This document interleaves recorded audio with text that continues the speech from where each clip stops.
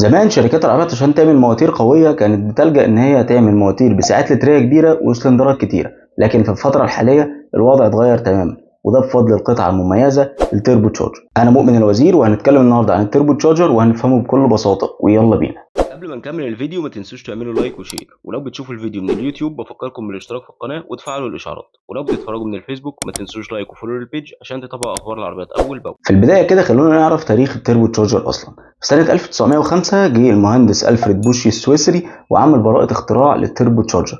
ومع العلم ان التيربو تشارجر في بداية استخداماته ظهر استخداماته في الطيارات الحربية وفي السفن، ومن اوائل الستينات لحتى الفترة الحالية بدأ استخدامه بصورة كبيرة جدا في العربيات. طب انت لخبطتنا وما فهمناش برضو التيربو تشارجر ده بيعمل ايه. التيربو تشارجر بكل بساطة بيدخل هواء اكتر جوه غرفه الاحتراق عشان ناخد اداء اعلى من العربيه. برضو ما فهمتش ازاي؟ تعالى وانا اقول لك. بكل بساطه التيربو تشارجر بيشتغل على غاز العادم، ودي العبقريه في حد ذاتها. خلونا نبص على التيربو بصوره ثانيه اقرب شويه. التيربو تشارجر متكون من جزئين، الجزء الاول الهوت سايد والجزء الثاني الكولد سايد.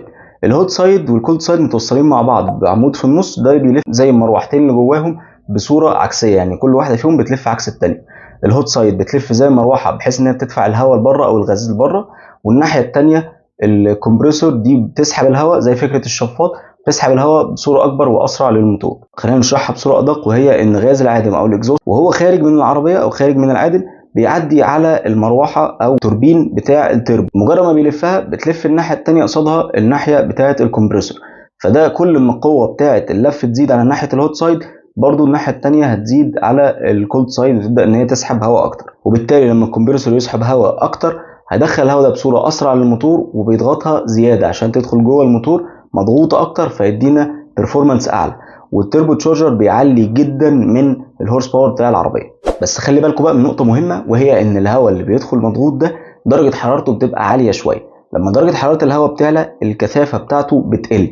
لما الكثافه بتاعت الهواء بتقل بالتالي ما بيبقاش مشبع قوي بالاكسجين، فما بيديناش الاداء المطلوب.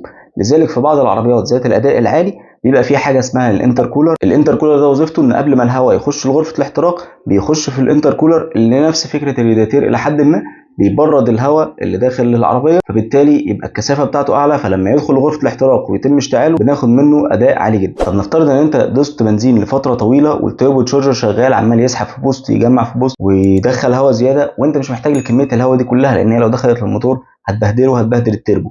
في عندنا حاجه كده شبه العين السحريه شويه اسمها الويست جيت. الويست جيت دي وظيفتها ان هي لما بتلاقي ان الضغط شديد وبقى عالي جدا بتطلع الضغط الزياده او البوست الزياده من التيربو، لان انت كده كده مش هتستفيد بيه. وخلي بالك من نقطه كمان، لو انت دوست بنزين وحضرت بوست بس في نفس الوقت انت دلوقتي مش محتاج البوست ده، هتعمل ايه؟ في عندنا جزء صغير كده اسمه بي او في او بلو اوف فالف. البلو اوف فالف ده وظيفتها ان بدل ما البوست ده يتحشر بين التيربو والموتور بيخرج قبل ما يوصل للموتور تاني. ده اللي بيخلينا نسمع صوت الصفاره المميزه اللي بتكون في التيربو تشارجر. طبعا البلو اوف فالف ده بيبقى ليه اشكال وانواع كتير جدا، كل نوع فيهم بيعمل صوت غير التاني. التيربو تشارجر مش سحر، بس هو قطعه هندسيه فريده من نوعها. انا شايف ان هي تستغل العدم عشان تطلع منها طاقه وتزودنا باحصنه زياده وبرفورمانس اعلى على العربيه بتاعتنا. لذلك في الايام دي هتلاقي مواتير صغيره بتطلع ارقام كبيره. انا مؤمن الوزير، واشوفكم على خير في الفيديو الجاي.